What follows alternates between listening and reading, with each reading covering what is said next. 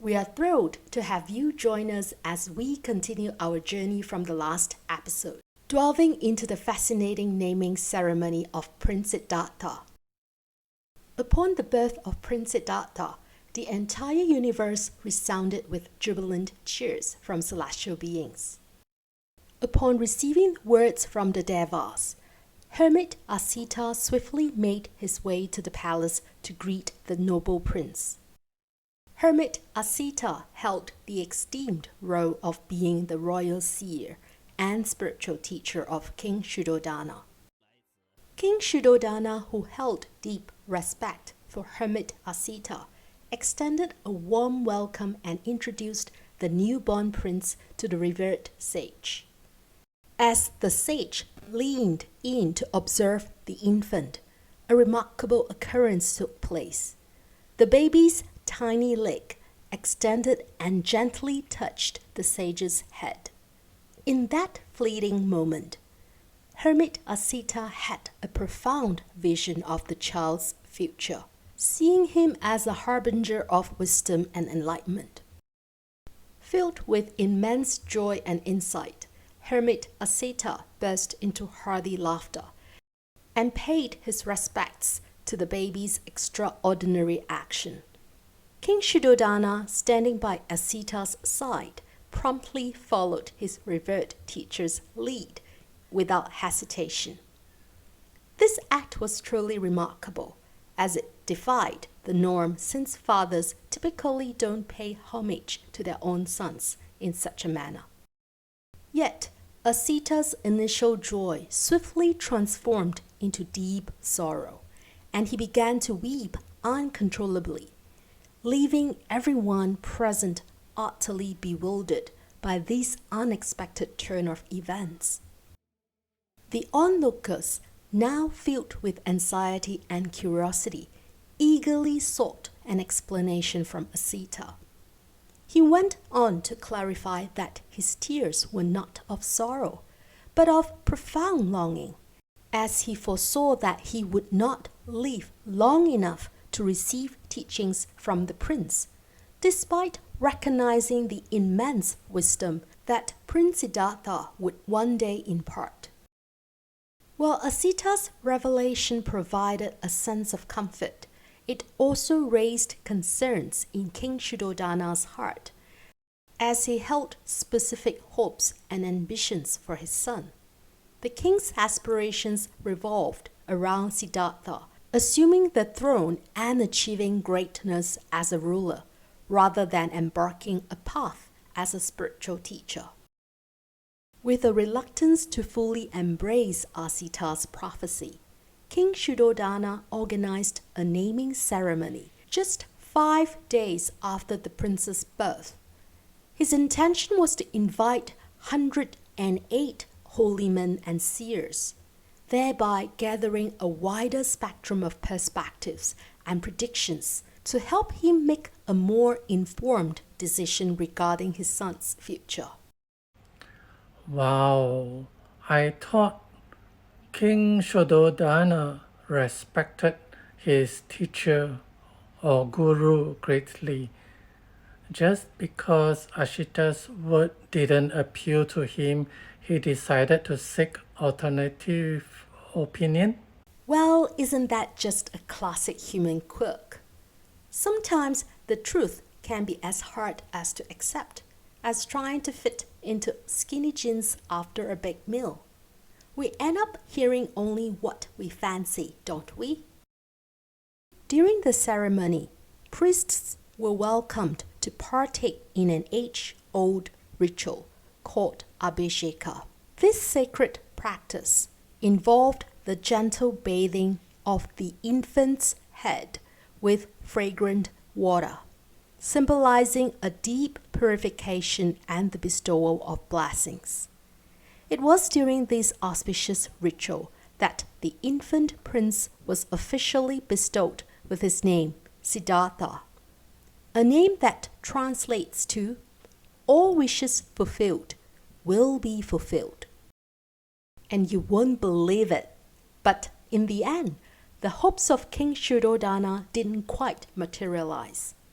out of the 108 holy men invited, the top 8 were chosen to divine the future of Prince Siddhartha. Astonishingly, 7 of them predicted that Prince Siddhartha would become either a great king or a great seer. Nevertheless, there was one among them, the 8th and youngest seer, Suddhodana of the Brahmin clan of Kondana, who boldly proclaimed that Prince Siddhartha would ultimately attain the highest wisdom and become not just a seer, but the seer of all seers, the Buddha. The contrasting prophecies painted a complex picture of limitless potential outcomes and uncertainties for King Suddhodana.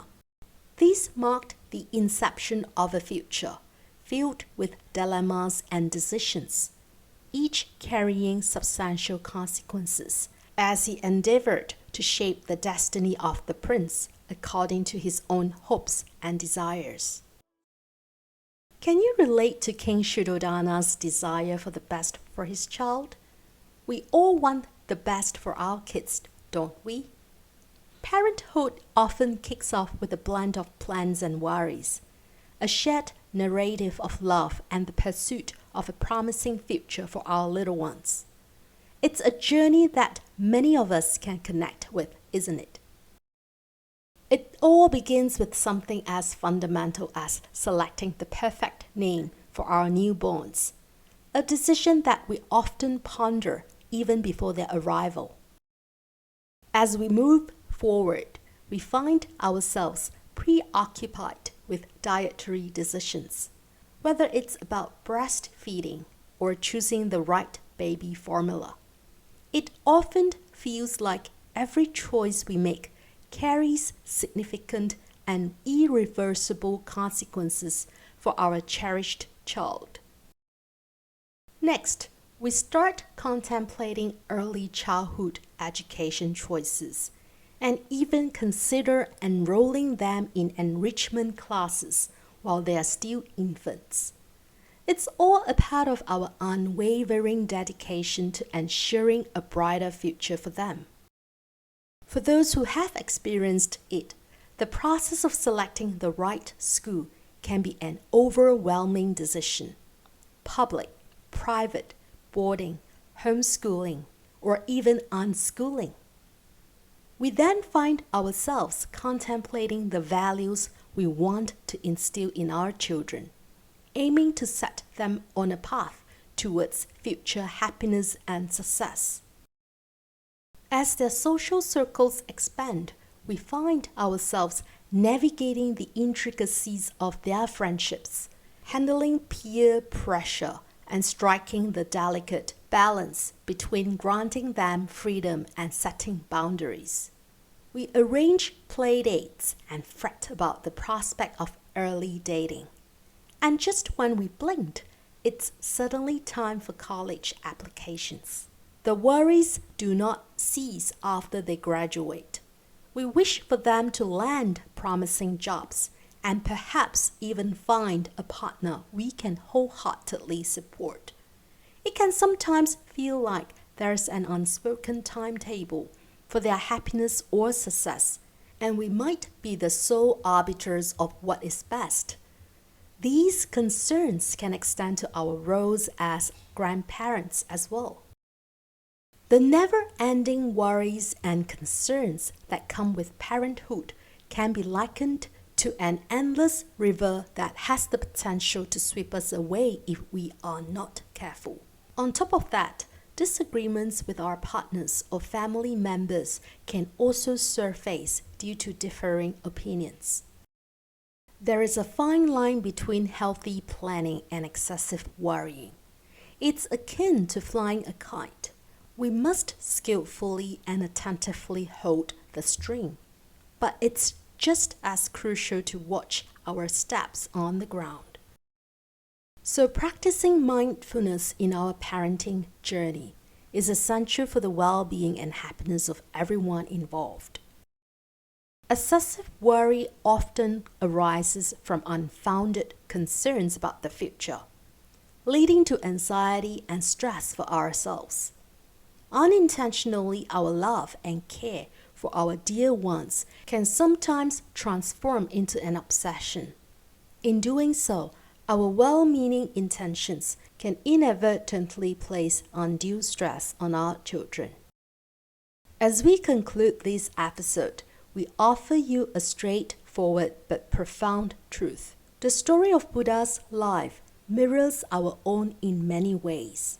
The wisdom we extract from these narratives can serve as a source of inspiration, leading us towards a life marked by harmonious balance. Let us keep in mind that there is a delicate distinction between thoughtful planning and chronic worrying. Therefore, let's remain mindful and strive to live a well-balanced life.